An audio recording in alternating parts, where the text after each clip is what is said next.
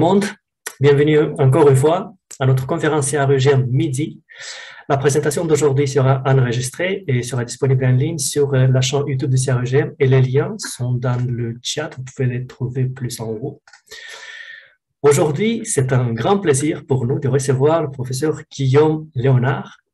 Professeur Léonard est physiothérapeute et professeur à la faculté de médecine et des sciences de la santé à l'université de Sherbrooke. Il a effectué son doctorat à l'Université de Sherbrooke en 2010 et un postdoctorat à l'Université Laval en 2012. Le professeur Léonard s'intéresse à la douleur chronique. Sa programmation de recherche vise aussi à mieux comprendre les mécanismes d'action des interventions analgésiques non pharmacologiques et de façon particulière à documenter l'effet du vieillissement sur celles-ci.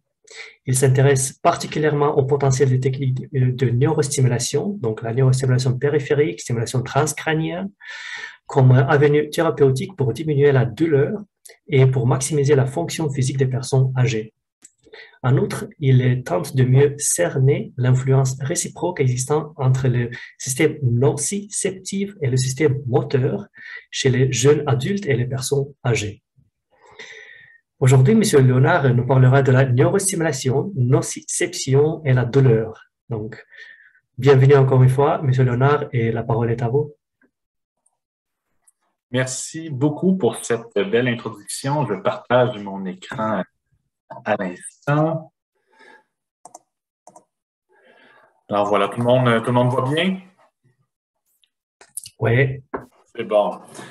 Donc, débutons le tout. Merci pour cette belle introduction, je me répète, et merci pour cette belle invitation. Je suis vraiment très content d'avoir l'occasion de m'adresser à vous, de vous parler de neurostimulation et de douleur. C'est toujours un réel plaisir pour moi de le faire, surtout dans cette période si un peu intense. On le sait, on est en fin de sprint pour les IRSC pour plusieurs d'entre vous. Alors, merci de prendre un peu de temps ce midi pour écouter cette présentation que j'espère que vous allez apprécier. J'ai tenté, on m'a dit qu'il y avait beaucoup de chercheurs, de professionnels de la santé qui assistaient généralement. J'ai cru entendre aussi qu'il y avait quelques cliniciens. Alors, j'ai tenté un espèce de jeu d'équilibriste, de ramener un peu de clinique aussi à travers cette présentation. J'espère que ça va vous plaire. Commençons d'abord peut-être par parler de neurostimulation et d'électricité. On entretient, j'oserais dire, peut-être un rapport trouble ou ambivalent, devrais-je peut-être plutôt dire, avec l'électricité. En l'électricité, on le sait, il suffit d'en manquer pendant quelques minutes ou quelques heures pour réaliser qu'on ne peut maintenant, aujourd'hui, on ne peut plus vivre sans électricité. On est extrêmement dépendant de celle-ci. Et vous allez le voir dans les prochaines diapositives, on peut utiliser de plusieurs façons intéressantes l'électricité, la neurostimulation pour comprendre et traiter le système nerveux. Mais en même temps, je vous dirais qu'il y a peut-être une connotation des fois un peu négative qui peut venir avec l'électricité. On craint tous un peu l'électrocution. Ces histoires-là nous font souvent peur.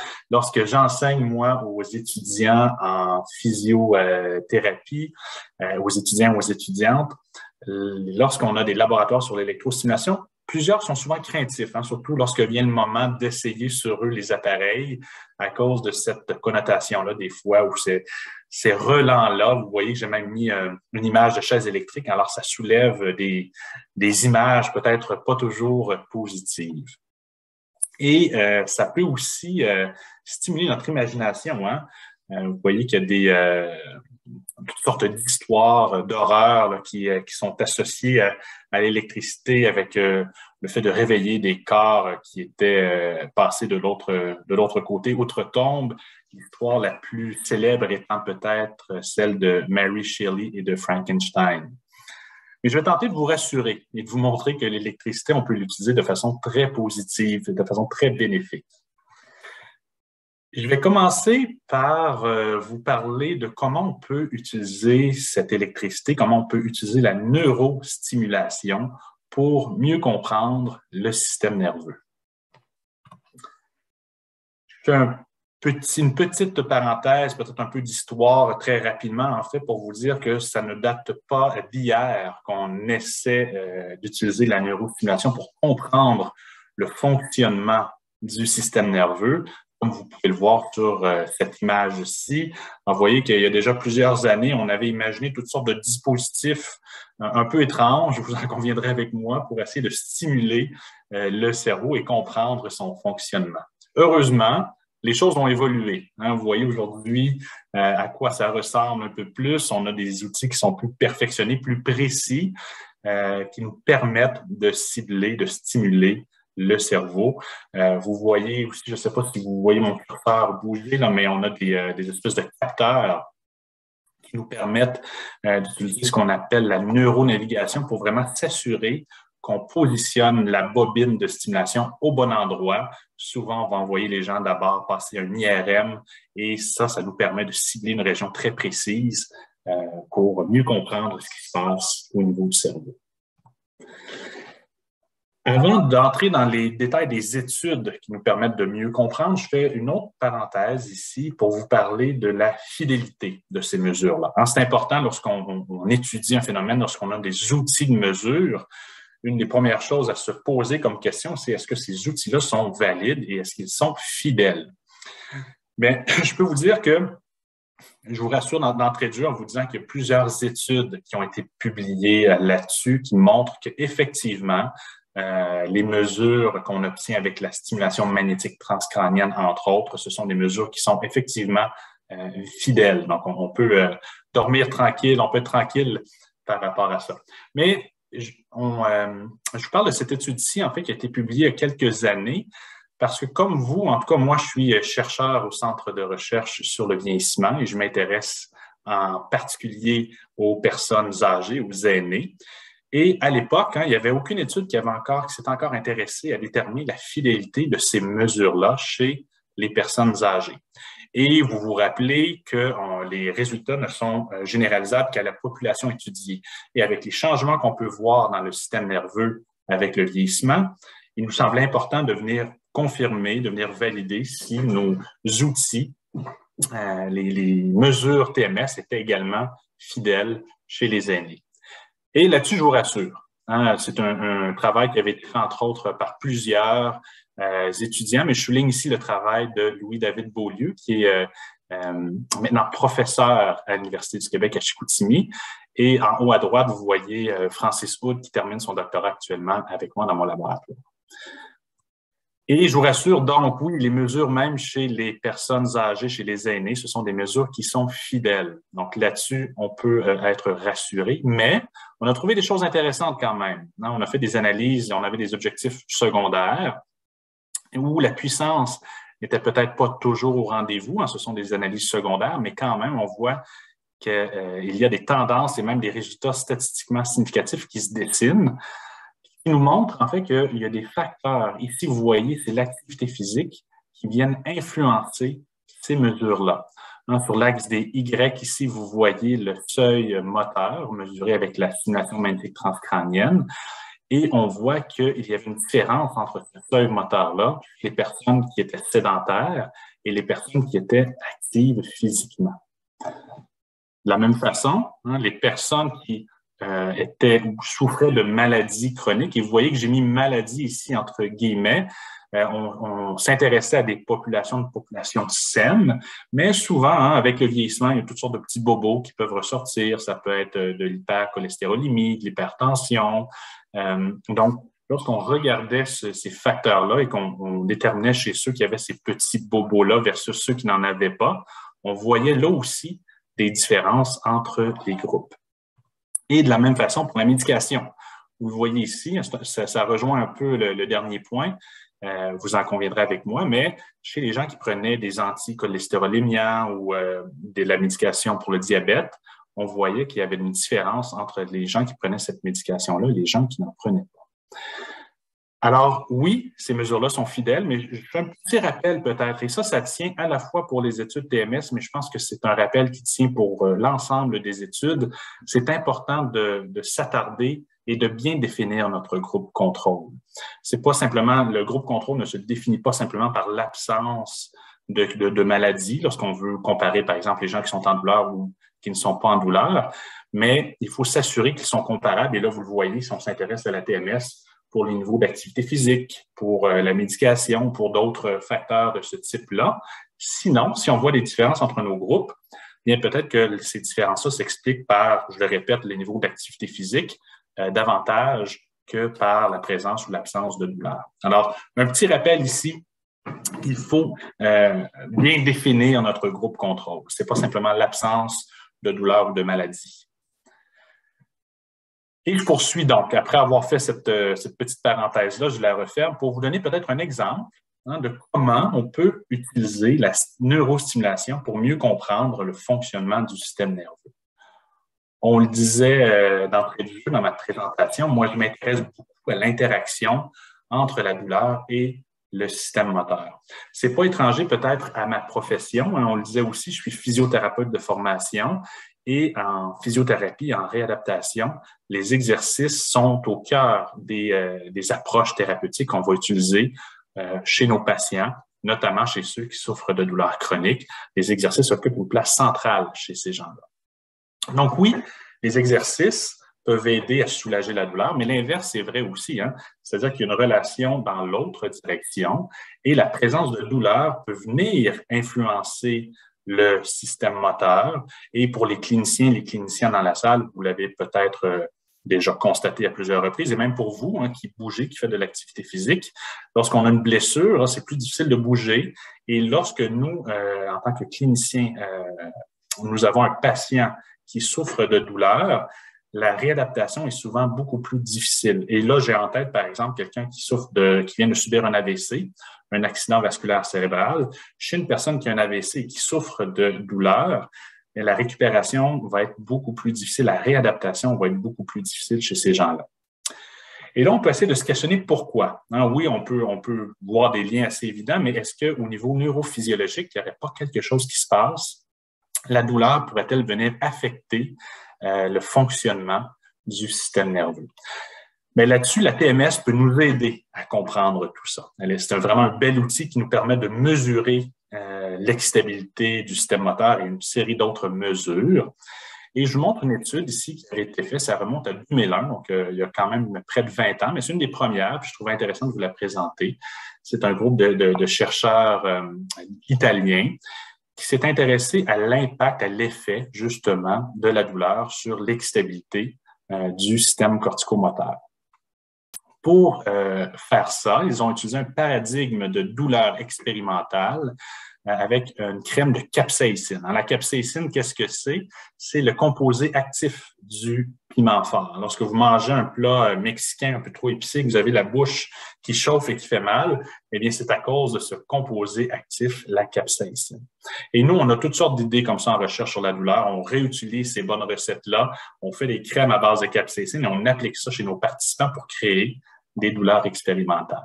Et regardez ce que ça donne. C'est l'étude de Farina et collaborateurs ici.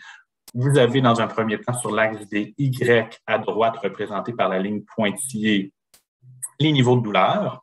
Donc, vous voyez à travers le temps, sur l'axe des X, c'est le temps qui défile. Donc, vous avez l'intensité de la douleur, le 0 à 10, qui augmente graduellement pour atteindre un pic environ à 40 minutes après l'application de la crème de capsaïcine. Et vous avez sur l'axe des Y à gauche, représenté par la ligne pleine, l'amplitude des potentiels évoqués moteurs qui ont été normalisés par rapport aux mesures initiales. Et ce qu'on peut voir, c'est une réduction de l'amplitude des potentiels évoqués moteurs qui coïncide, l'effet maximal coïncide à peu près avec le pic de douleur à 40 minutes dont je vous parlais tout à l'heure. Et tout ça finit par se normaliser avec le temps lorsque la douleur s'estompe. Alors, très intéressant. Ça nous aide peut-être à comprendre pourquoi quelqu'un qui vient en réadaptation et qui a de la douleur, mais on voit que même au niveau neurophysiologique, il y a des effets qui sont observables, qui sont mesurables sur le système corticomoteur. que c'est peut-être un peu trop, vous vous en doutez, la réalité est souvent un peu plus complexe que ça. Je vous ai montré une étude, des études comme ça, il y en a plusieurs et elles ne vont pas toutes dans la même direction. Et j'oserais dire même à l'intérieur de chaque étude, il y a une certaine variabilité. Hein, l'effet inhibiteur qu'on vient d'observer, que je viens de vous présenter, n'est pas observé systématiquement chez tous les individus. Certains individus vont montrer cette diminution d'excitabilité corticomotrice, mais d'autres vont avoir peu, voire pas d'effet. Alors, pourquoi? On s'est posé cette question-là avec une autre de mes étudiantes que vous voyez ici, qui vient de terminer, Marie-Lie Martel. Et avec Marie-Lie, on a utilisé comme Farina et collaborateurs la stimulation magnétique transcrânienne que vous voyez ici. Pour ceux qui ne connaissent pas, là, ça nous permet de stimuler le motoneurone supérieur qui va venir faire synapse au niveau de la corne antérieure de la moelle épinière. Le motoneurone inférieur envoie l'influx nerveux jusqu'au niveau du muscle. Et grâce à ça, on capte ce qu'on appelle un potentiel évoqué moteur. L'idée, c'est qu'en gardant la stimulation constante en haut, si le potentiel évoqué moteur change, augmente ou diminue, on peut se prononcer sur l'excitabilité de la voie cortico-spinale. Et ça, c'est un exemple de mesure. Il y a des mesures beaucoup plus complexes que je vous épargne pour l'instant. Donc, on a utilisé la TMS avec Marie-Lie. On a utilisé comme Farina et collaborateurs également la fameuse crème de capsaïcine pour créer des douleurs chez nos participants. Vous me voyez sourire, on a un petit côté sadomaso lorsqu'on fait de la recherche en douleur. Et tant qu'à faire de la TMS, on s'est dit, mais pourquoi ne pas ajouter à ça un, c'est bien, mais deux, c'est mieux, comme disait l'annonce de lait il y a quelques années. Alors, on s'est dit, mais on va ajouter à ça de l'électroencéphalographie pour nous aider à essayer de mieux comprendre encore ce qui se passe au niveau du système moteur, au niveau du système nerveux. Et voici ce qu'on a observé. Alors, lorsqu'on a appliqué la crème de capsaïcine chez nos participants, on a observé une modulation de l'activité au niveau du cortex moteur primaire, au niveau de M1. De façon plus précise, ce qu'on a vu, c'est une augmentation de l'activité bêta au niveau de cette région-là, mais pas chez tous les participants. Quand vous le voyez ici, c'était chez 12 des 19 participants qu'on a vu cet effet-là au niveau du cortex moteur primaire. À ce niveau-là, on se dit, bon, rien de très excitant, mais là où on a commencé à s'exciter un peu plus, on a observé que ces mêmes participants-là, ces mêmes 12 participants-là, et uniquement ces 12 participants-là, avaient aussi montré une diminution de l'excitabilité cortico-spinale, observée ici avec la stimulation magnétique transcrânienne, et avait montré une augmentation de la connectivité entre le cortex moteur primaire et le cuneus. C'est la connectivité fonctionnelle qu'on avait mesurée ici avec Philippe Goffreau, et on avait montré donc des changements au niveau de la connectivité fonctionnelle entre le cuneus et le cortex moteur primaire, ce qui nous amène à croire que le cuneus peut avoir un rôle important à jouer ici dans l'effet, dans l'interaction qu'on observe entre la douleur et le système moteur. Pour les cliniciens qui sont dans la salle, vous vous dites peut-être, bon, c'est bien intéressant ça, Guillaume, là, mais moi, je ne peux pas passer un EEG à tous mes patients qui viennent me voir en clinique qui ont de la douleur chronique. Vous n'aurez pas des choses un peu plus simples que de l'électroencéphalographie pour nous aider à comprendre cette variabilité-là qu'on observe? Mais la réponse est oui. La réponse est oui, avec un autre de mes étudiants que vous voyez ici, Arnaud Dupart, qui est actuellement au doctorat avec moi.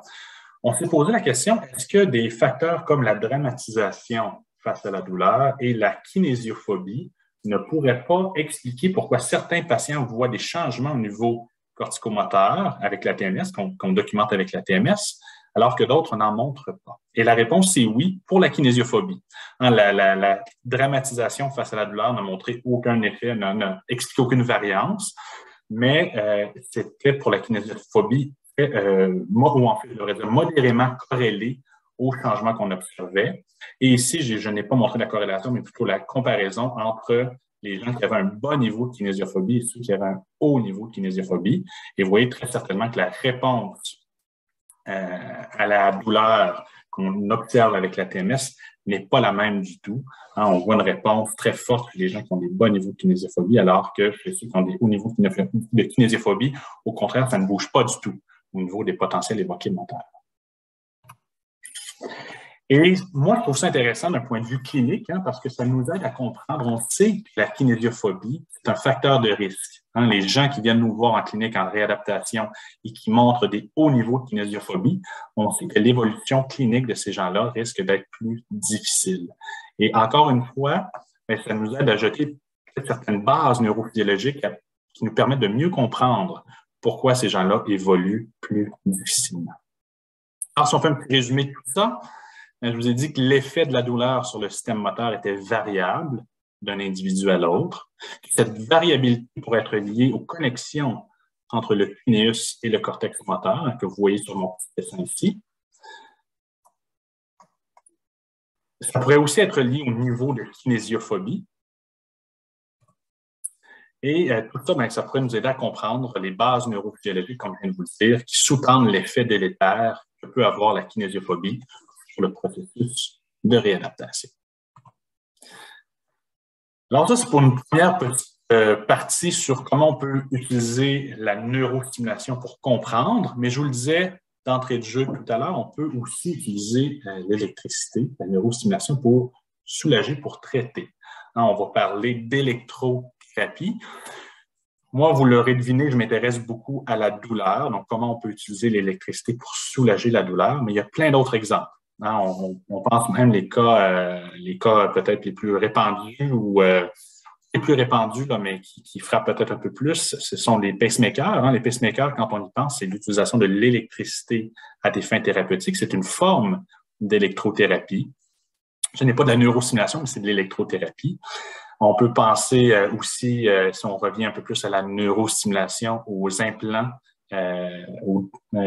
profonds, deep brain stimulation, qui sont utilisés, par exemple, dans le cas des gens qui souffrent de la maladie de Parkinson.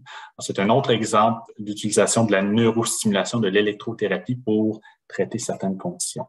Mais moi, je vous le disais, moi, ce que je trouve le plus intéressant, ça touche la douleur. Donc, les propos de cette présentation vont essentiellement tourner autour de l'utilisation de la neurostimulation pour soulager la douleur. Une petite parenthèse peut-être pour ceux qui connaissent un peu moins la douleur. Ici, vous avez une photo de moi la fin de semaine dernière lorsque je tentais de faire quelques rénovations.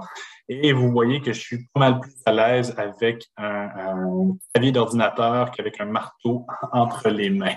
Mais qu'est-ce qui se passe donc quand on se blesse comme ça, quand on a une douleur? Petit rappel peut-être, le message nociceptif va être capté par des nocicepteurs, transmis par des fibres nerveuses.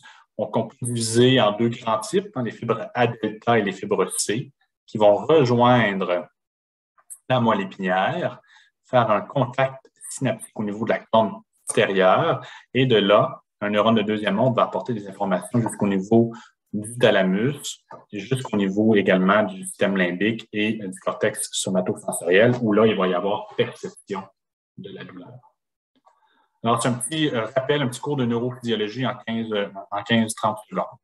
Ce que je voulais surtout vous dire, en fait, et vous rappeler, c'est que oui, les cellules du système nerveux sont importantes et sont essentielles pour transmettre le message nociceptif, mais elles sont aussi importantes pour moduler le message nociceptif. Alors, le message nociceptif ne voyage pas de façon linéaire jusqu'au niveau du cerveau, mais tout au long de son trajet, on peut le voir ici sur le schéma qui vient d'un ouvrage de professeur Marchand, Serge Marchand, il y a des mécanismes qui viennent augmenter ou diminuer la perception de la douleur. Et j'aime bien comparer ça à une espèce de gradateur rotatif, un bon dimmer, qu'on dit en québécois. Alors, à ces différents endroits-là, on a des mécanismes qui viennent augmenter ou diminuer la transmission du message nociceptif et ultimement, donc, augmenter ou diminuer la perception de la douleur. Sur l'image de professeur Marchand, ici, on met l'emphase sur des mécanismes inhibiteurs, donc les mécanismes qui vont venir bloquer ou freiner le message nociceptif. On va les appeler les mécanismes de freinage, les systèmes de freinage. Et ces systèmes de freinage-là, on peut les diviser en 3 niveaux. D'abord au niveau de la moelle épinière, en bleu ici. En vert, deuxième niveau au niveau du tronc cérébral. Et enfin, troisième niveau, en rouge, les centres supérieurs. L'idée ici, c'est est-ce qu'on pourrait utiliser la neurostimulation pour venir activer ces mécanismes de freinage qui pourraient venir nous aider à bloquer la douleur? Bien, la réponse est oui, puis je vous dirais même qu'on n'est pas les premiers à avoir pensé à cette idée-là. On a des écrits qui nous viennent de plusieurs centaines d'années passées, où on utilisait ce qu'on avait à l'époque. On n'avait pas de pile, ni d'appareil, ni de prise électrique à ce moment-là. Donc, on se rabattait sur des choses comme des poissons électriques, des raies électriques que vous voyez ici en haut, qui étaient utilisés, entre autres, pour soulager des céphalées, des maux de tête. On a des écrits là-dessus. Alors, c'est assez intéressant. Peut-être que les gens nous disaient aussi, bon, ça va mieux après, après avoir utilisé l'arrêt électrique, ils disaient que finalement, leur maux de tête avait diminué, pas tant parce que ça avait diminué, mais parce qu'il n'y avait pas le coup de recommencer, ou en tout cas, après avoir utilisé ça, ils disaient que c'était finalement pas si pire, mais c'est quelque chose qu'on a vraiment vu et documenté au cours de l'histoire. Aujourd'hui, on a des façons un peu plus civilisées, peut-être pas civilisées, mais disons pratiques d'utiliser l'électricité. Un exemple patent de ça, c'est la neurostimulation périphérique, en anglais qu'on appelle TENS pour Transcutaneous Electrical Nerve Stimulation. Et ça, c'est un outil qui a été développé dans les années 60, après l'élaboration de la fameuse théorie du portillon de Melzack et Wall. La théorie du portillon, si on reprend les principes, on les voit ici au niveau 1 de la moelle épinière. L'idée étant que les grosses fibres myélinisées, en bleu ici, vont venir activer un interneurone au niveau de la moelle épinière, et cet interneurone-là va venir bloquer, fermer le portillon, empêcher les informations nociceptives provenant des fibres A delta et des fibres C de rejoindre des centres supérieurs. Et le TENS permet donc de stimuler directement ces grosses fibres myélinisées pour avoir l'effet segmentaire. Alors, voici justement l'effet segmentaire qu'on vient de décrire. Alors, les stimulations de basse intensité et de haute fréquence permettent de recruter ces grosses fibres myélinisées-là, d'activer l'interneurone et de soulager la douleur selon les principes de la théorie du portillon. Le TENS permet aussi d'activer un second mécanisme. Lorsqu'on utilise d'autres paramètres, des stimulations de haute intensité et de basse fréquence, qu'on appelle des fois dans notre jargon de physiothérapeute le TENS acupuncture, eh bien, ces stimulations-là de haute intensité vont poursuivre leur chemin. Le message nociceptif va monter jusqu'au niveau du tronc cérébral et là, il va y avoir activation de d'autres structures, d'autres interneurones situés au niveau du mésencéphale, du bulbe rachidien, qui vont activer des mécanismes inhibiteurs descendants, donc des projections qui vont redescendre jusqu'au niveau des différents segments de la moelle épinière pour bloquer le message de douleur. Donc, vous voyez que le TENS, dépendant des paramètres qu'on utilise, peut venir activer ou bien les mécanismes segmentaires situés au niveau de la moelle épinière ou bien les mécanismes descendants situés au niveau du tronc cérébral.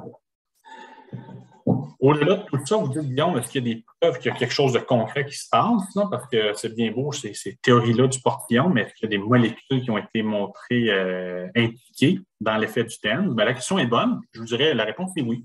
La réponse est oui. Il y a des gens, des chercheurs, des chercheuses, comme Kathleen Sluka, qui avaient montré que le TENS fait intervenir des récepteurs, les récepteurs opioïdes en particulier.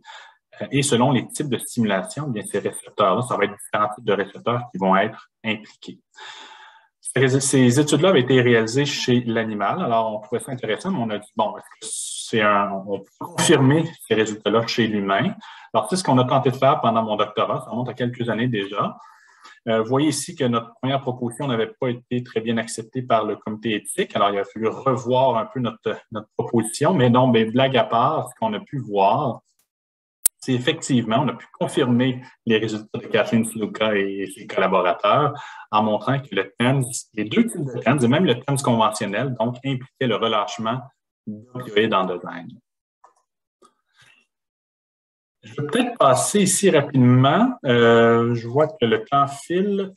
Je vais me permettre de poursuivre. Peut-être ce que je peux vous dire ici simplement, c'est qu'il y a un phénomène de tolérance croisée entre le TENS et les opioïdes, et qu'en raison du type de récepteur ciblé, Le TENS d'acupuncture montre, ou le TENS de basse fréquence, va montrer un phénomène de tolérance croisée avec les opioïdes. De sorte que les gens qui prennent des opioïdes depuis un certain temps et qui, on peut le penser, développent une tolérance aux opioïdes, vont répondre moins bien aux TENS de basse fréquence qu'aux TENS de haute fréquence. Donc, au-delà de ces principes-là de récepteurs qui, nous, des fois, nous excitent bien gros en tant que chercheurs, en tant que neurophysiologistes, il y a des répercussions cliniques quand même importantes à tout ça.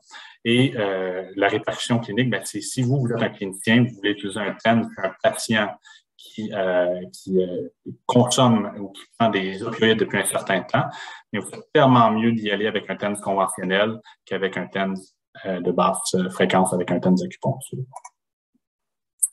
Ça, c'est si vous voulez maximiser vos chances d'avoir du succès avec vos patients et éviter de vous retrouver dans une situation comme ici.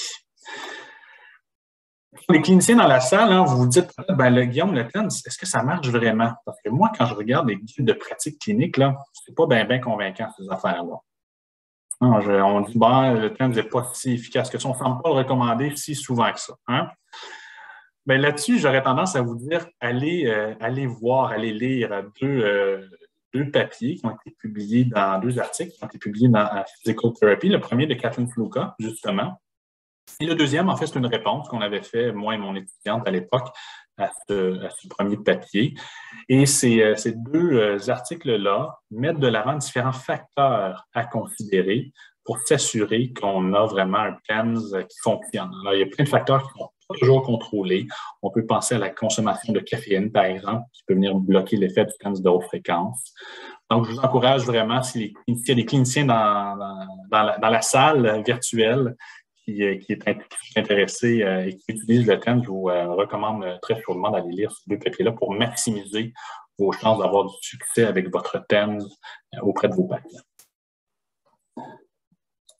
Peut-être un des points sur lesquels j'attirerai votre attention rapidement ce midi, c'est un enjeu souvent de puissance statistique. Les études TENS, ce n'est pas comme des études faites avec des molécules, avec des agents pharmacologiques. Donc, souvent, ça tourne autour de 30, 40 participants. On est loin des 200, 300, 400, comme on peut voir dans l'industrie pharmaceutique. Et même à travers ça, lorsqu'on regarde sur une seule population, on voit il y a 2 études, 3 études effectuées, rarement plus, des fois 4, 5, mais ça fait en sorte que même lorsqu'on tente de faire des méta-analyses, on arrive rarement à des résultats concluants. On ne conclut pas que le TENS n'est pas efficace, mais on ne conclut pas qu'il est efficace non plus. On dit qu'il manque de puissance et de données pour se prononcer là-dessus.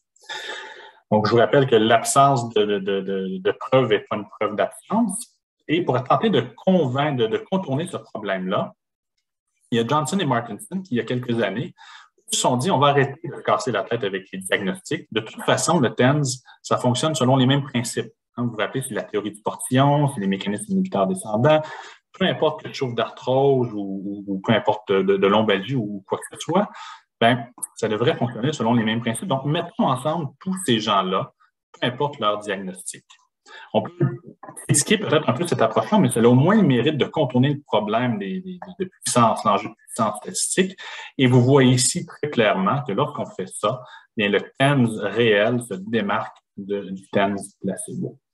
Donc, c'est assez convaincant pour nous dire que le TENS, c'est une modalité qui est efficace. Est-ce que c'est efficace chez tous les individus? On le disait tout à l'heure, chez ceux qui viennent de prendre un gros café avant de venir vous voir, peut-être que le TENS va moins bien fonctionner. Chez ceux qui prennent des opioïdes, puis qui vous essayez le TENS de basse fréquence, peut-être que ça fonctionnera moins bien. Il y a une étude aussi de Benedetti qui avait montré que chez les gens qui viennent de subir une chirurgie, souvent on va utiliser le TENS chez ces gens-là. Bien, le TENS fonctionne moins bien chez ceux qui ont des douleurs d'intensité forte, à 9 sur 10, par exemple, alors que ça va bien fonctionner chez ceux qui ont des douleurs à 3 sur 10, 4 sur 10. Et je pense qu'on peut transposer ça quand même, ou en tout cas le principe, je pense qu'il mérite d'être réfléchi. Si vous avez un patient qui vient vous voir qui a une lombalgie à 9 sur 10, probable que l'utilisation seule du TENS, ça ne soit pas très bénéfique. En revanche, si un patient vient vous voir et qu'il a une douleur à 3 sur 10 ou à 4 sur 10, probable que le TENS soit un petit peu plus efficace. On parlait aussi des opioïdes, j'en ai parlé. Un autre facteur, vous l'aurez deviné, moi, je suis au centre de recherche sur le vieillissement, puis je me doute que ça va vous intéresser aussi pour vous qui êtes au CRIUGM, c'est que ça fonctionne chez les aînés. Hein, on dit le système nerveux change avec le vieillissement. Est-ce que chez les personnes âgées, le TENS est toujours aussi efficace? D'autant plus qu'il y a des données qui nous laissent croire que les mécanismes inhibiteurs descendants, dont je vous parlais tout à l'heure, seraient moins efficaces chez les personnes plus âgées comparativement aux personnes plus jeunes. Alors, on a voulu tester cette idée-là, cette hypothèse-là, avec Kela, que vous revoyez ici. On avait utilisé un paradigme de douleur expérimentale, une thermode qu'on appliquait au niveau de la région du dos.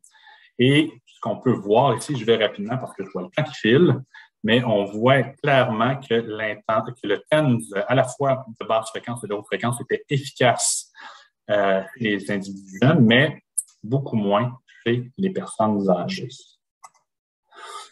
Et je vous dirais aussi, et surtout, c'est un problème d'hypothèse et d'objectif. Qu'est-ce qu'on veut faire avec notre TENS? Puis pour vous illustrer tout ça, hein, puis je vous dirais en fait ici qu'on s'est imaginé à tort pendant de nombreuses années que le TENS pouvait guérir la douleur, pouvait guérir la lombalgie, par exemple. C'est pas vrai. Hein, le TENS, c'est une façon de soulager la douleur de façon temporaire. Ça reste utile, ça reste pertinent, mais ce n'est pas quelque chose qui guérit la douleur. Puis pour vous illustrer tout ça, mais je vous montre une courbe qu'on a. On a une thermode ici qu'on a appliquée sur un participant, une réponse typique, avant l'application du TENS. Donc, vous voyez ici, pendant 120 secondes, donc 10 minutes, on laisse la thermode, quand on est très méchant, nous, quand on fait de la recherche en douleur, on laisse la thermode, la plaque chauffante pendant 10 minutes sur la peau du participant. On voit un premier pic de douleur qui serait attribuable, on pense, davantage ou surtout aux fibres A delta, dont je vous parlais tout à l'heure. Et ensuite, on voit la douleur qui persiste dans le temps et même qui augmente, le phénomène qu'on attribue aux fibres C. C'est avant le TENS, réponse typique. On applique le TENS, on le laisse rouler pendant quelques minutes et toujours pendant que le TENS fonctionne, on reteste avec la thermode à la même température. Regardez ce que ça donne. Donc, vous voyez que la douleur diminue de façon très, très importante. À titre d'exemple là-dessus, je peux vous dire que pour avoir une réduction de douleur de cette ampleur-là, avec une thermode, il faudrait donner des doses très élevées d'opioïdes. Donc, c'est assez majeur qu'on observe. On ferme le TENS, on réapplique. On voit toujours une diminution de douleur, mais c'est un petit peu moins intéressant, un peu moins frappant. Puis, on voit ensuite, 15 minutes après l'arrêt du TENS, que les douleurs sont revenues pratiquement au niveau initial. Donc, là-dessus, ça vous dit quoi? Qu'est-ce que ça nous dit? Bien, le TENS, oui, ça fonctionne, ça soulage la douleur, surtout pendant que le TENS fonctionne. Un tout petit peu après, mais on ne peut pas s'imaginer faire un traitement TENS à notre patient et croire que ça va le soulager pendant des jours et pendant des semaines. Alors, l'idée de le faire venir en clinique, lui mettre un TENS puis de le retourner à la maison, ce n'est pas la bonne façon. Il y a des données qui soutiennent ça, là, je vais passer, là. Mais ce que je veux vous dire ici, c'est que le TENS, en fait, c'est ça, ce qu'on devrait faire, c'est montrer à notre patient, l'essayer avec notre patient, et si ça fonctionne, lui montrer à l'utiliser à la maison. Comme ça, il va pouvoir se soulager quand il va faire ses courses, quand il jardine, juste avant de se coucher quand il y a un peu trop de douleur. Donc, c'est la bonne façon d'utiliser le TENS. Et on peut aussi l'utiliser en clinique. J'ai l'exemple ici des gens qui vont faire un programme d'exercice. Hein, vous les faites venir en clinique, en réadaptation. Ils font leurs exercices, mais ils ont beaucoup de douleur. Pas toujours facile de faire des exercices quand on est en douleur. On l'a évoqué en début de présentation. Bien, on a eu l'idée de dire, et si on combinait les exercices avec la neurostimulation périphérique? Au même moment où les gens font leur programme d'exercice, si on leur mettait un TENS, qu'est-ce que ça donnerait? On avait un groupe qui recevait le TENS réel et un groupe qui recevait le TENS placebo. Et ce qu'on a observé, hein, c'est qu'il y avait un effet marqué, un effet hypoalgésique marqué pendant les exercices. Donc, les gens avaient beaucoup moins de douleur pendant les exercices et beaucoup moins de douleur après les exercices. Et ça, c'est intéressant. Même s'il n'y a pas d'effet à long terme, le simple fait de dire je fais mes exercices, je n'ai pas de douleur pendant que je fais mes exercices, mais je vais peut-être avoir le goût de les faire un peu plus souvent. L'adhérence va peut-être être un peu meilleure chez nos patients. Alors, je vous dirais que c'est une bonne façon d'utiliser le TENS. Et on était très contents parce que ces résultats-là ont été, vous l'avez peut-être remarqué, observés chez une population âgée. Donc, contrairement à ce qu'on avait pu observer avec Kela pour une douleur expérimentale, avec une thermode, on a vu ici des résultats assez intéressants pour une population âgée, ce qui nous conforte, il nous fait dire que même les personnes âgées pourraient profiter et bénéficier du TENS, comme on le voit ici. C'est intéressant, puis là, je réalise que j'ai pris beaucoup de temps pour vous parler du TENS, qui est une vieille modalité. Guillaume, bon, c'est bien beau, là, mais c'est vieux, ça, le TENS, là, tu le disais, ça remonte aux années 60. Il n'y a pas quelque chose d'un peu plus récent, d'un peu plus intéressant dont tu pourrais nous parler. Mais la réponse, c'est oui. Hein. On peut utiliser aussi la neurostimulation pour venir stimuler le dernier niveau, en rouge, les centres supérieurs. Et on peut le faire depuis quelques années de façon non invasive, avec des approches de stimulation cérébrale non invasive, en anglais NIBS pour Non-Invasive Brain Stimulation. Je vous rassure, ça ne ressemble pas à ça, hein, mais on a trouvé des façons de stimuler avec la TMS, avec les stimulations magnétiques ou avec des stimulations électriques. L'idée de la stimulation électrique, vous le voyez ici, on appelle ça la TDCS, en anglais pour Transcranial Direct Current Stimulation. Et on s'est posé la question, est-ce que cette stimulation-là, qu'on applique directement sur le cuir chevelu, qui est non invasive, est-ce que ça pourrait être efficace pour soulager la douleur chez les aînés? C'est une étude qui a été réalisée par Marie-Philippe Harvey, étudiante, qui termine elle aussi son parcours au doctorat avec moi. À l'époque, il n'y avait aucune étude qui avait été faite sur la TDCS chez les aînés. Depuis, il y en a plusieurs autres qui ont été faits, mais on était vraiment les premiers à se lancer. Et on a vu des résultats assez intéressants. Vous le voyez ici, donc avec la TDCS, on a réussi à réduire la douleur de 33 %, une douleur clinique. Hein. Cette fois-ci, des personnes âgées venaient avec des douleurs chroniques nous voir et on a réussi à réduire de 33 % leur douleur et cet effet-là se distinguait très nettement de l'effet avec la TDCS placebo. Alors, on était assez encouragés de ça. Marie-Philippe a repris la suite, s'est dit, bon, ça c'est intéressant pour la douleur. Elle a reproduit ici, dans une étude avec davantage de participants, qui vient tout juste d'être acceptée pour publication dans Frontiers. Mais elle a dit, bon, au-delà de l'intensité de la douleur, est-ce qu'on voit des effets pour d'autres mesures? La réponse est oui. Vous le voyez ici, à la fois pour le questionnaire McGill-Melzack, pour l'impact de la douleur sur la fonction physique qu'on avait mesuré avec le Brief Pain Inventory, le Beck Depression Inventory, donc dépression, anxiété ici, dramatisation face à la douleur avec le Pain Catastrophizing Scale. On a vu des effets positifs sur chacun de ces domaines-là avec la TDCS. Alors, on est assez encouragés. On s'est dit en parallèle, est-ce qu'on ne pourrait pas évaluer l'effet de cette stimulation-là chez d'autres populations? Alors, avec une de mes collègues ici, Mélanie Morin, qui s'intéresse aux douleurs pelvio-périnéales, et notre ancienne étudiante au doctorat, Annie Morin, qui est maintenant adjointe scientifique au Centre de recherche du CHU, on s'est intéressé aux douleurs pelvio-périnéales. Alors ça venait d'une histoire de cas de Philippe Fregmi, un des pionniers en TDCS, qui avait montré dans une histoire de cas que ça pouvait être utile pour soulager les douleurs chez une femme souffrant de vulvodynie.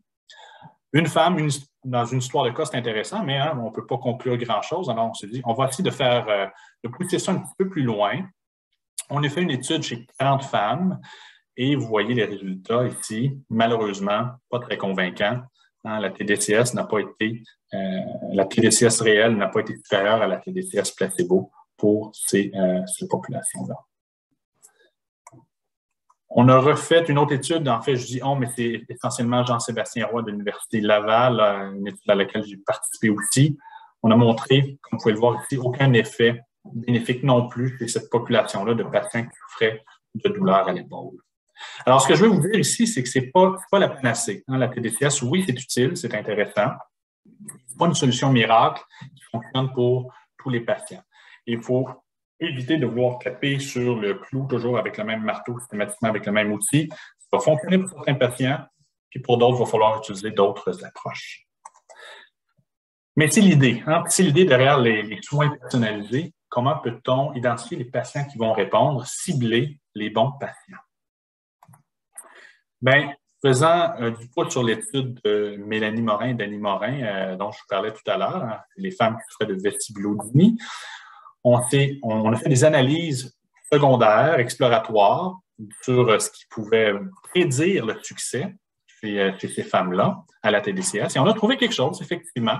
Hein, les femmes qui avaient des symptômes dépressifs élevés entre autres, puis également ceux qui avaient des negative self-image emissions, je vais le dire comme ça directement en anglais, étaient celles qui bénéficiaient le plus de la TDCS. Alors, plutôt que de vouloir appliquer ça, évidemment, ça reste hypothétique, il faut que ce soit reconfirmé dans d'autres études, mais si c'est à refaire, moi, je vous dirais que avant de conclure absolument, là, hors de tout doute que la TDCS n'est pas utile pour cette population-là, moi, j'aurais peut-être le goût de refaire une étude, mais en incluant uniquement des femmes, par exemple, qui sont dépressives pour voir si la TDCS pourrait fonctionner davantage. Et ce qui est intéressant pour nous qui travaillons au Centre de recherche sur le vieillissement au CRI-UGM, la TDCS, c'est une intervention qui semble particulièrement efficace chez les aînés. Tantôt, je vous disais qu'on était les premiers à avoir fait une étude chez cette population-là avec la TDCS, mais depuis, il y en a une dizaine qui est sortie et de façon assez unanime, toutes les études qui ont été publiées jusqu'à maintenant chez cette population-là ont montré des effets positifs, ce qui n'est pas le cas des autres études publiées chez des populations plus jeunes, par exemple. Alors, on a différentes raisons de croire que la TDCS pourrait être particulièrement bénéfique chez les aînés. Et on est très content parce que tout récemment, au dernier concours des IRSC, avec deux des co-chercheurs principaux, Cyril Schneider et Joanne Higgins. Joanne, qui est à l'Université de Montréal, que vous connaissez peut-être. On a reçu un financement des IRSC pour une étude multicentrique, je pense que c'est la plus grande qui va être faite sur la TDCS, très certainement la plus grande chez les aînés, où on va regarder, dans cette étude multicentrique-là, l'effet de la TDCS chez les aînés qui souffrent de douleurs chroniques. On va avoir des sites à Sherbrooke, évidemment, à Québec et à Montréal. Donc, restez à l'affût pour les résultats de cette étude-là qui va venir bientôt, je l'espère. Et on pense aussi, toujours dans cette idée de médecine personnalisée, dans notre équipe, on s'est adjoint Maxime Descoteaux, qui est un expert en imagerie par résonance magnétique de diffusion.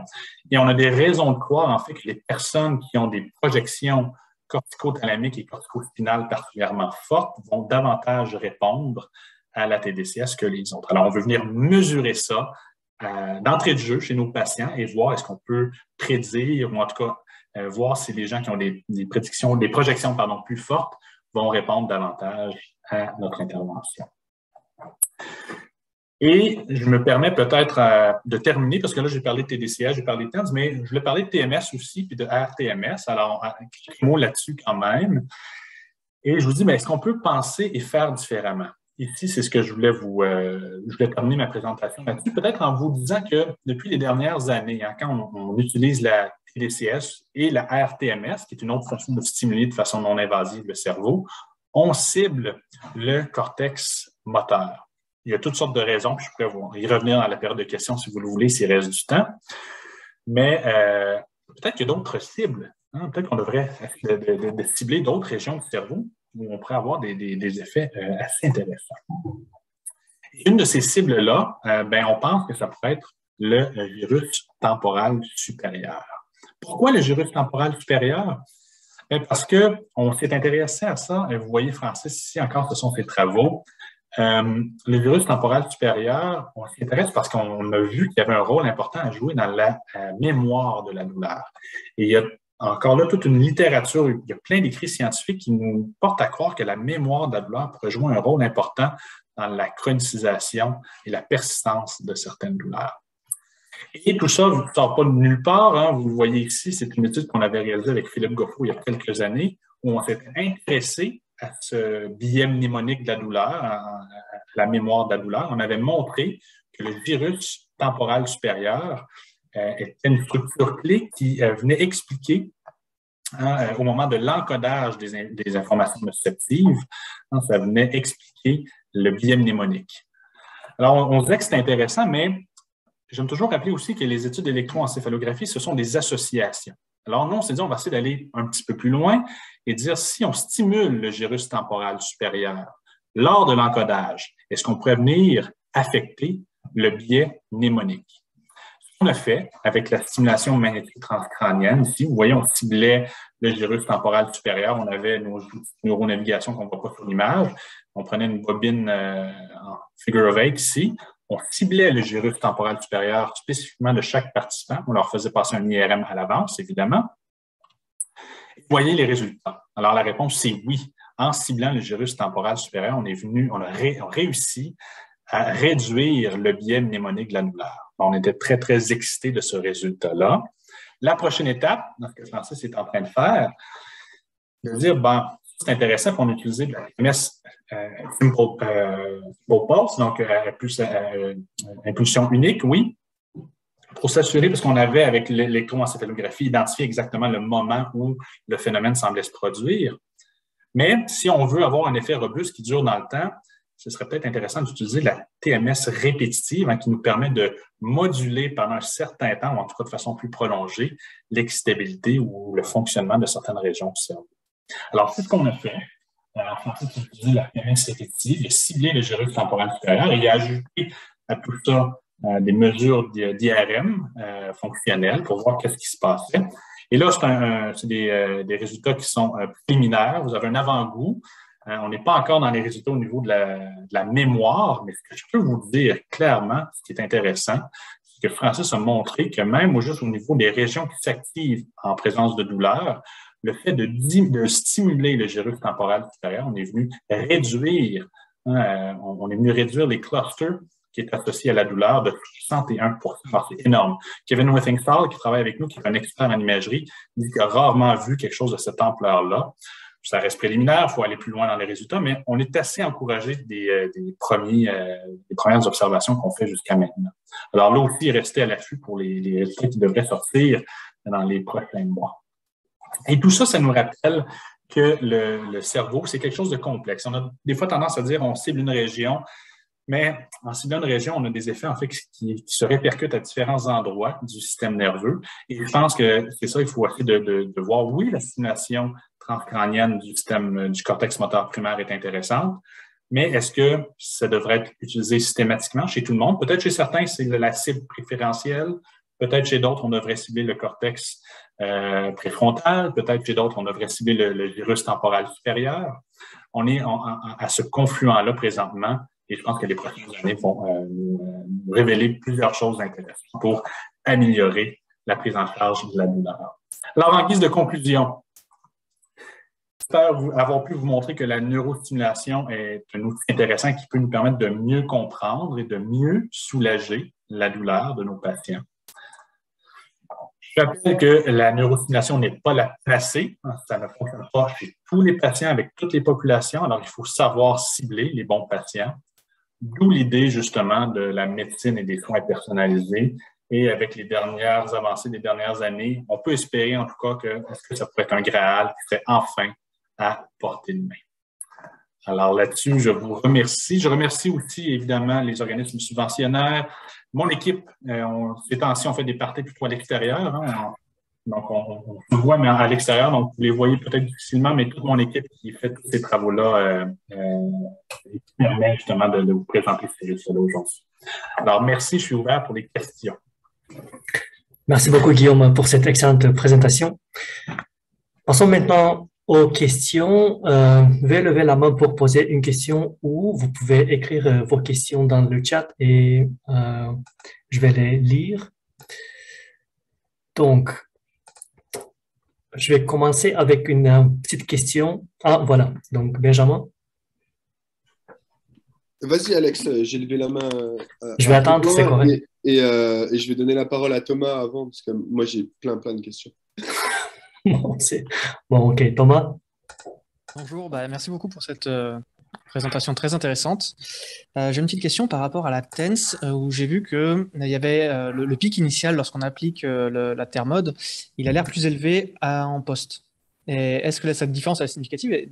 D'où elle viendrait en fait? Qu'est-ce qui ferait, si elle est significative, qu'il y ait une augmentation comme ça?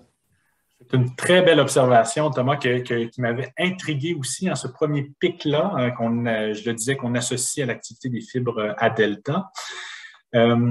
Malheureusement ou heureusement, peut-être, lorsqu'on refait ça chez plusieurs participants, on ne voit pas cette tendance. Ce n'est pas une tendance qui est solide. Donc, c'est un résultat qui était chez un seul participant. Le reste est vrai. Le fait que le TENS dure peu longtemps, ou en tout cas un certain nombre de minutes, ça c'est vrai.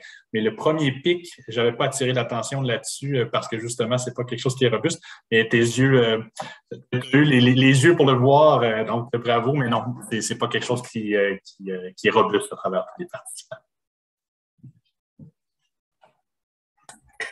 D'accord, merci beaucoup. Benjamin, veux-tu continuer? Vas-y, Alex.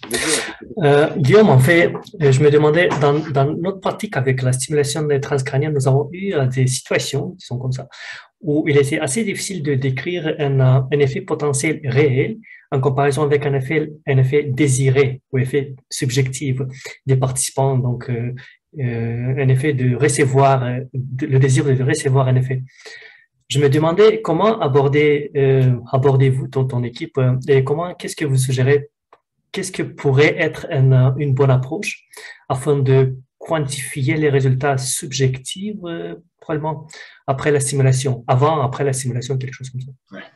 La question est bonne et tu me corrigeras, Alexandre, si je n'ai pas bien compris la nature, mais nous, d'entrée de jeu, je devrais dire que c'est un peu embêtant. Parce que la douleur, c'est quelque chose qui est forcément subjectif et la mesure étalon, c'est subjectif. Donc, on ne peut pas passer outre ça.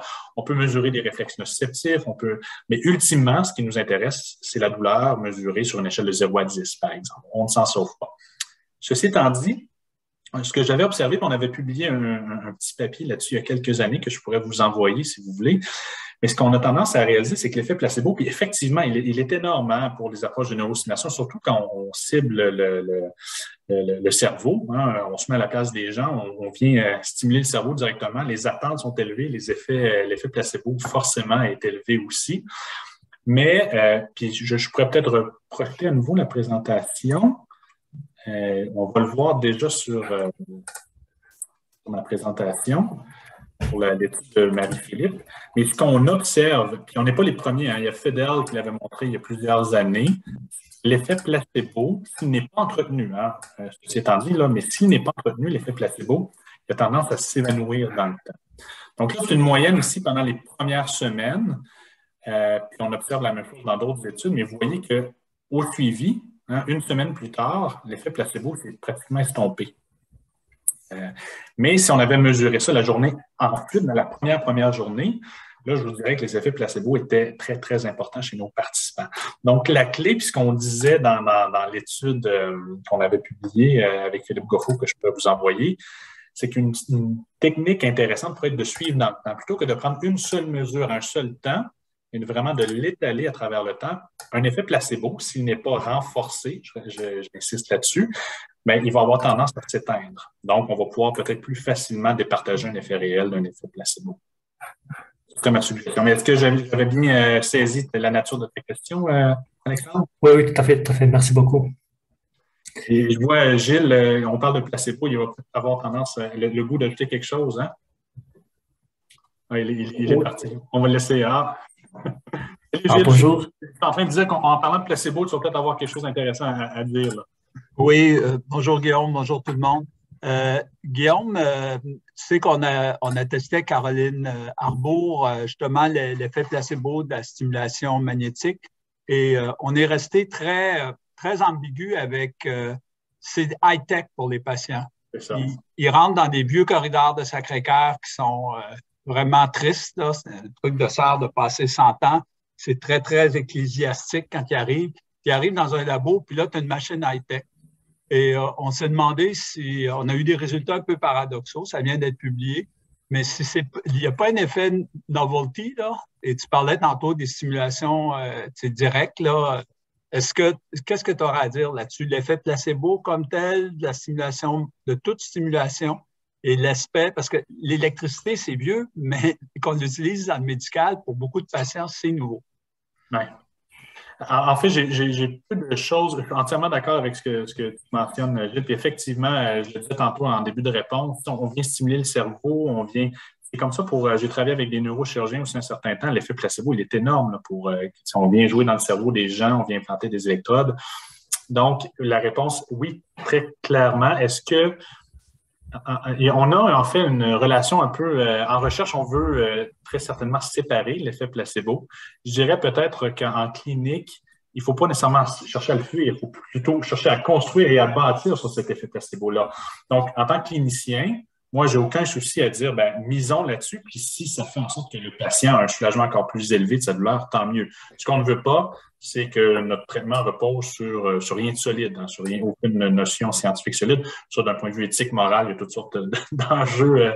Mais s'il y a quelque chose qui fonctionne, un principe actif sur lequel on peut superposer un effet placebo, tant mieux. Donc, le côté high-tech, pour un patient, c'est peut-être pas si problématique. Pour nous, en tant que chercheurs, ce l'est réellement. Puis je pense qu'une des pistes que je viens d'évoquer, c'est ça. Donc, de suivre l'effet dans le temps.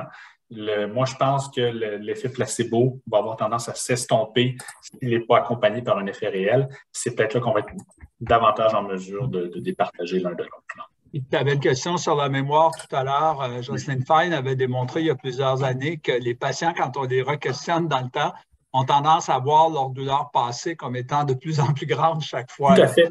C'est comme si l'effet placebo s'en va comme ça, puis la mémoire s'en va comme ça. Là. Ouais. Puis si je peux me permettre un commentaire là-dessus, tu as tout à fait raison. Puis pour les cliniciens, je ne sais pas s'il y en a dans la salle, là, mais ça veut dire quoi ça? Ça veut dire que la stratégie de dire est-ce que vous allez mieux, monsieur, madame?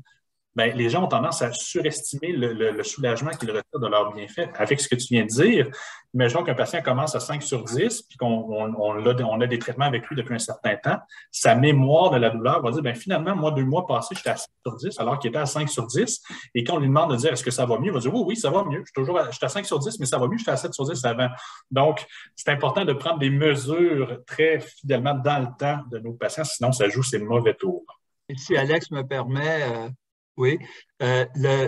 C'est Benjamin ou Alex, je ne sais pas qui dirigeait, mais en tout cas. C'est Alex qui dirige, mais allez-y. Et moi, j'ai une question après en lien avec le placebo, en fait. Une des choses qui est... je travaille beaucoup en sommeil avec les PPC, là, les CPAP, et on travaille en douleur aussi avec la technologie. Et ce qu'on voit autant sur la TMS que les approches alternatives de d'autres traitements, c'est souvent les patients qui n'ont pas répondu à d'autres traitements. Et tu parlais tantôt du TEN, tu parlais de ces approches-là. Souvent, les médecins vont commencer avec la pilule comme Serge Marchand dit, la bleue, la rouge, la jaune. Okay? Quand ça ne marche plus, là, ils s'en vont vers l'électrostimulation. Et je veux juste qu'on soit très, très objectif quand on regarde les méta-analyses. Souvent, les gens ne contrôlent pas pour les échecs thérapeutiques avant de d'autres. C'est comme si on lève la barre tellement haute pour démontrer un effet que c'est impossible. Comme tu disais, des fois, on a 30 sujets, mais il y en a 15 chez qui rien d'autre avait marché pour toutes sortes de raisons. Fait que, en tout cas, il y a juste qu'on n'oublie pas ça. C'est un très bon point. Puis je me demande, est-ce que c'est, j'oublie son nom, mais c'est avec Pierre Ainville qu'elle avait publié justement que le fait d'avoir des échecs répétés, en fait, vient contaminer. Là, c'est du conditionnement. Donc, je viens voir mon professionnel de la santé, j'ai des échecs. Ça peut même écraser un effet réel. Il y a un effet nocebo ou un nocebo-like qui se crée chez ces gens-là. Donc, effectivement, comme tu dis, on ramène la barre encore plus haut. Donc, d'avoir des effets, un peu comme on a observé quand je disais tantôt, là, un 33% de réduction de douleur chez nos patients avec douleur chronique, c'est des personnes âgées qui avaient tout tenté, là, qui avaient tenté tout le reste. Donc, de voir cet effet-là, ben, on est très content. C'est ça. Merci beaucoup pour cette excellente discussion. En fait, nous avons probablement encore une question. Je ne sais pas si Nesrine Haroum, vous voulez encore poser la question. Et sinon, oui. Oui, bonjour. Oui, j'ai une petite question juste pour savoir s'il y avait des études qui ont été faites chez les patients qui ont la fibromyalgie. Est-ce qu'il y a un effet sur le cerveau ou bien sur les muscles Voilà, c'est juste ça. Merci. Avec grand plaisir. La réponse est oui. La réponse est oui. Et les effets, et encore là, ça varie d'une étude à l'autre, là, mais on semble avoir des effets quand même assez intéressants chez j'allais dire les femmes, parce que ce sont surtout les femmes qui sont touchées de fibromyalgie, mais les personnes, disons le plus généralement, touchées de fibromyalgie. Donc là-dessus, oui, il y a des données. Je me rappelle que Fregny aussi avait montré un certain effet de... Donc, une fois qu'on a un effet dans le temps, l'effet a peut-être tendance à s'estomper graduellement, même l'effet réel a tendance à s'estomper. Et lui proposait des espèces de booster sessions. Donc, une fois par mois, les personnes revenaient, puis il y avait une seule séance, mais c'était suffisant pour garder l'air d'aller pour les soulager sur le long terme. Donc, oui, clairement, il y en a. J'avoue que je n'ai pas regardé les toutes dernières études sur la fibromyalgie, mais il y a toute une littérature là-dessus, absolument. OK, merci. Un plaisir. Merci beaucoup, Nesrine. Donc, notre temps est déjà après 1 heure. Benjamin, est-ce que tu veux poser Moi, la je peux, dernière question?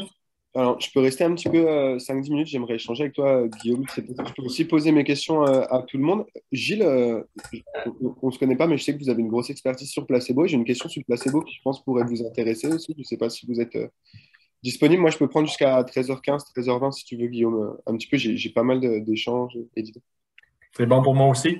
D'accord. Donc, probablement, on peut finaliser notre conférence. Merci beaucoup encore une fois à tout le monde d'avoir participé à notre conférence d'aujourd'hui.